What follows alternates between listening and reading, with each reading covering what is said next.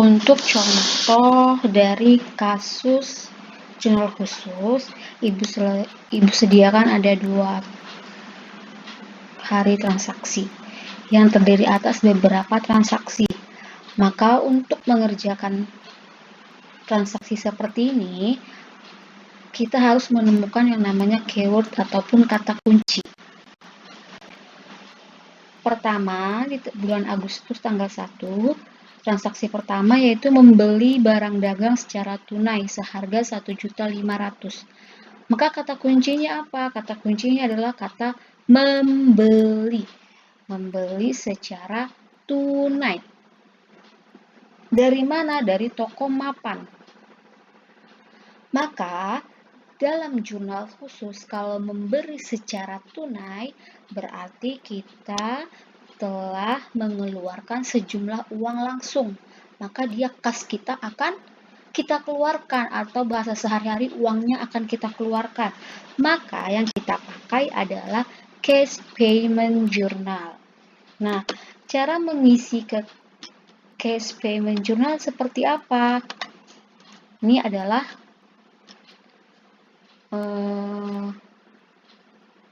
tabel atau bentuk tabel dari cash payment journal.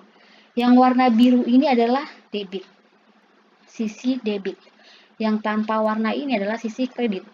Maka jika kita isi di sini satu item, maka di sini juga harus ada satu item. Atau dengan kata lain, jumlah di sisi debit harus sama dengan di sisi kredit. Baik, soal yang tadi, di soal membeli barang secara tunai pada tanggal 1. Membeli barang secara tunai pada tanggal 1 dengan invoice number. Invoice numbernya berapa? KK. KK berarti kas keluar. Kas keluar berarti kita tulis di sini. KK 01. Description-nya apa? Description itu adalah isinya kepada siapa kita beli barang? Kepada toko? Ya, kepada toko mapan. Senilai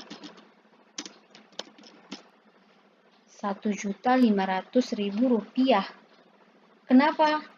Atas apa kita beli tadi? Kita membeli barang dagangan. Apapun yang kita beli, kalau namanya barang dagangan, maka selamanya akan tempatnya di kolom purchase. Rp1.500.000. Oke. Maka account payable diisi tidak? Tidak diisi. Account name untuk other account tidak diisi. Ini juga tidak diisi, tapi tidak usah dikasih ini. Nah, tidak diisi. Purchase discount tadi tidak ada diskon. Nah, kita isi di sini 1.500.000. Kenapa? Karena tadi kita membeli secara tunai. Berarti selesai untuk kasus yang 1. Tadi kata kuncinya adalah membeli barang secara tunai senilai 1.500.000 dari toko mapan, bukti transaksinya KK01. Maka kalau ada bukti transaksi dengan nomor KK01 dimasukkan ke dalam cash payment journal atau jurnal pengeluaran kas. Yang kedua, dijual barang dagangan kepada PD kembar senilai 2.500.000 dengan syarat 2/10 N/30 dengan faktur nomor F001. Di sini kata kuncinya adalah dijual barang dagangan. Kemudian ada syarat pembayaran. Jika ada syarat pembayaran ini, maka dia sudah pasti yang disebut dengan kredit. Kalau penjualan secara kredit, maka dia harus kita catat di dalam jurnal penjualan atau sales journal. Bagaimana cara mencatatnya? Sama seperti yang tadi ya. Debit ini adalah yang berwarna, kredit yang tidak berwarna. Kedua, mereka harus balance atau jumlahnya sama. Soal yang kedua tadi, dijual barang dagangan kepada PD kembar. Masih tanggal 1 Agustus. ketik invoice number-nya berapa? Invoice number-nya adalah F001. F001 diingat. F001. Oke, description-nya kepada siapa tadi? PD kembar. Time payment itu syarat pembayaran berapa tadi? 2/10 N per 30. Oke, referensinya dikosongkan ya. Kenapa? Karena kita belum melakukan posting. Ketika sudah melakukan posting, maka baru kita isi referensinya. Senilai berapa tadi kita jual? Senilai Rp2.500.000. Rp2.500.000. Oke, maaf kelebihan ya. Nah, salesnya juga sama, Rp2.500.000. Di sini 2.500.000 di debit, maka di kredit juga harus 2.500.000. Ya. Kemudian soal yang ketiga masih di tanggal yang sama. Membeli perlengkapan toko dari toko Intan seharga 2 juta dengan bukti transaksi kwitansi nomor KK02. Nah, kalau ada kata KK membeli barang, ada kata KK, maka dipastikan dia adalah membeli barang secara tunai. Berarti dia ada di mana? Kita mengeluarkan uang secara tunai. Ada di cash payment journal. Di cash payment journal masih dalam tanggal yang sama. Nomor invoice-nya tadi berapa? KK02. Nama tokonya toko apa? Maka kita lihat lagi di soal. Nama kita tadi membeli ke siapa? Ke toko Intan seharga Rp200.000. Toko Intan. Toko Intan seharga Rp200.000. Nah, ini supaya sama seperti yang di atas, kita atur dulu ganti menjadi akuntansi. Semuanya, agar nanti ketika penghitungan penotalan itu gampang. Oke.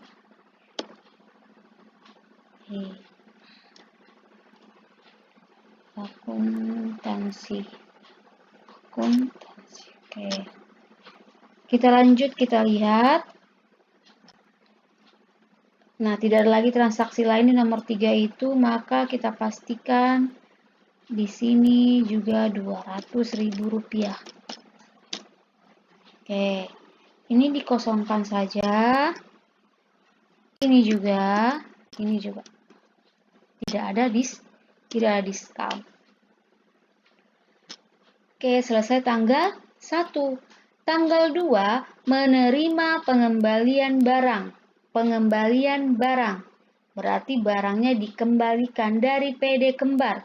Tadi PD kembar ngapain? PD kembar tadi sebelumnya adalah kita menjual barang.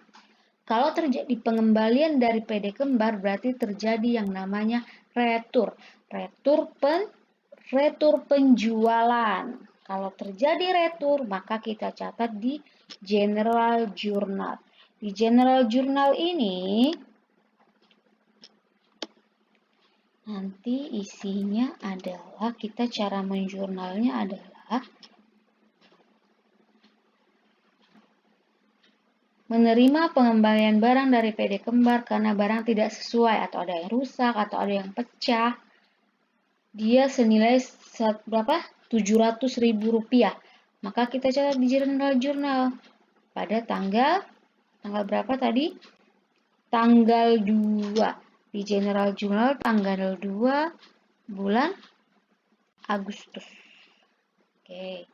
Apa jurnalnya? Sales Journal Debit. Maaf, Sales Return Credit Debit. Kreditnya apa? Account Receivable. Kenapa di debit sales journal? Karena dia adalah akan mengurangi yang namanya jumlah penjualan yang kita jual. Kenapa di credit account receivable? Karena nanti piutangnya si kita kepada konsumen akan berkurang juga. Harta berkurang letaknya di kredit. Berapa tadi uangnya? Uangnya adalah senilai Rp700.000. Maka input Rp700.000.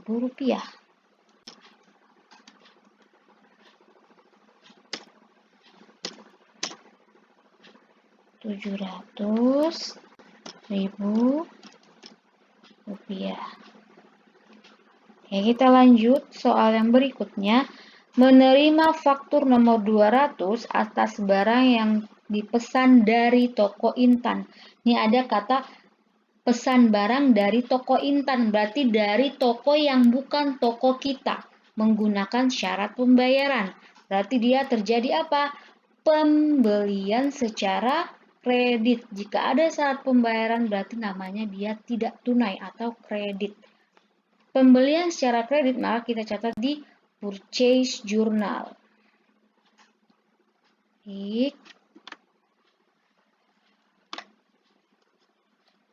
Purchase journal.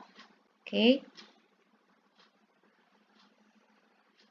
Nomor fakturnya nomor 200. F200. Tanggalnya tanggal berapa tadi? Tanggal 3. Maaf, tanggal 2 F200. F200 description-nya adalah kepada siapa kita beli? Kepada toko Intan. Ya, toko Intan. Tik toko Intan. Time payment-nya tadi 2/10 N/30. Referensinya dikosongkan. Kenapa dikosongkan tadi? Karena belum memposting. Berapa nilainya? Rp1.500.000 dan mendapatkan diskon dari pembeli. Nah, di sini ada nih yang unik. Kata kuncinya dipesan dari toko Intan seharga Rp1.500.000. Mendapat diskon 10% dari pembelian tersebut karena toko Intan sedang mengadakan promosi produk. Maka untuk mengerjakan ini adalah yang Rp1.500.000 tadi harus kita kurang dengan diskon. Rp1.500.000 dari Rp1.500.000 dapat diskon berapa tadi? 10%. Hasilnya adalah Rp150.000. Maka untuk mencari berapa sesungguhnya yang kita beli, yang sesungguhnya kita beli adalah ketik Rp1.500.000 dikurang dengan ini.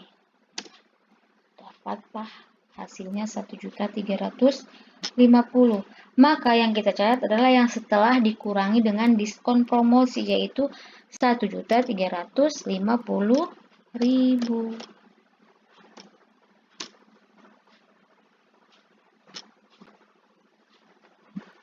Kelebihan ya, maaf ya.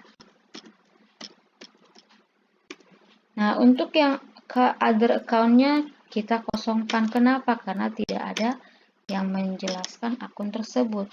Rp1.350.000. Kenapa yang tadi 150 tidak dicatat di other account, Bu? Karena kita membeli barang, langsung dipotong.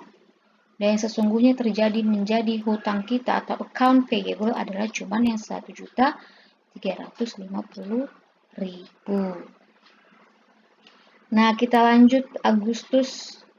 Tanggal 2 menerima pembayaran dari PD Kembar untuk pembelian tanggal 1 Agustus.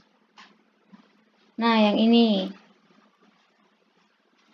Di tanggal 1 Agustus katanya PD Kembar ada pembelian. Yang mana? Ya, ini yang transaksi yang nomor 2. PD Kembar tadi kita menjual kepada PD Kembar Rp2.500.000. Syaratnya 2/10 N/30. Nah, silakan dihitung.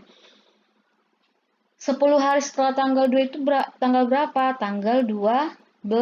Sementara dia membayar di sini di tanggal 3. Berarti dia akan mendapatkan diskon sebesar 2%. Kenapa? Karena dia bayar di tanggal 2. Sementara jatuh temponya masih tanggal 2 bulan berikutnya. Dia sudah bayar 10 hari setelah hari transaksi. Itu adalah masa waktu dan mendapatkan diskon. Ya, maksudnya tadi bagaimana? Maksudnya adalah tanggal 2, tanggal 1 adalah transaksi, tanggal 1 terjadi transaksi. Maka 2/10 itu atau hari mendapatkan diskon adalah tanggal 2, 3, 4, 5, 6, 7, 8, 9, 10, 2, 3, 11, 12.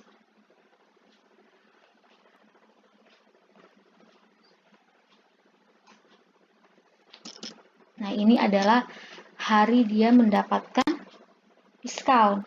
Tadi hari apa dia bayar? Dia membayarnya di hari kedua atau di tanggal 2. Maka dia selama membayar di tanggal ini, dia mendapatkan diskon 2%. Karena 2/10. Kalau 3/10, 3%. Kalau 4/10, 4%. Tergantung syarat pembayaran yang telah disepakati masing-masing atau yang diberikan. Maka dia dapat diskon tadi berapa? 2%. 1 Agustus berarti dia kalau konsumen membayar hutangnya maka dia menerima uang. Nih kata kuncinya adalah KM, kas masuk, berarti cash receive journal. Oke, cash receive journal. Cash receive journal tadi tempat menginputnya, mari kita tulis KM01 ya. KM01. Tanggal 2, nomor buktinya adalah KM01 dari toko apa tadi? Dari PD Kembar. PD Kembar. Referensinya kosong karena belum melakukan posting. 2.500.000 rupiah nilai penjualannya. Dari sini ya. 2.500.000 rupiah. Dapat diskon 2%, berarti 2.500.000 dikali 2%. Hasilnya adalah 50.000 diskonnya. Maka kita masukkan sales discount senilai 50.000. Oke. Kemudian berapa berarti uang sesungguhnya yang kita terima dari si konsumen? Berarti yang kita jual sebenarnya sebelum dapat diskon dikurangi dengan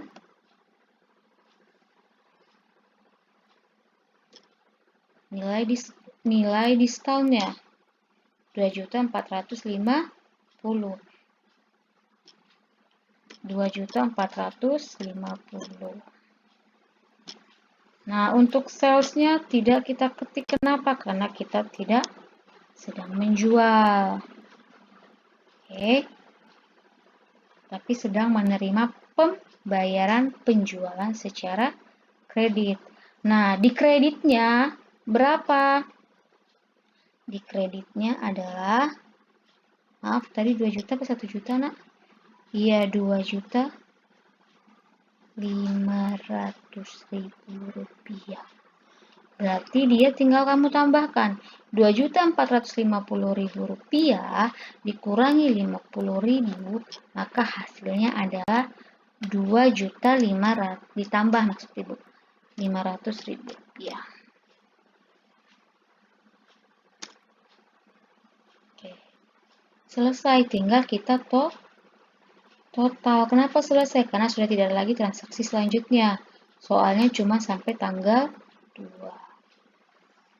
Nah, seperti itu cara menginputnya. Kalau sudah selesai, tinggal kita total. Nih, total. Ada berapa? Kebetulan transaksinya cuma satu, maka kalau banyak nih misalnya, tinggal ketik sum. Maaf, sama dengan sum. Buka kurung, scroll seluruh nominal, kemudian tutup kurung, enter. Langsung dapat totalnya. Dan total debit dengan kredit harus sama jumlahnya. Wajib sama jumlahnya. Demikian cara mengisinya. Terima kasih.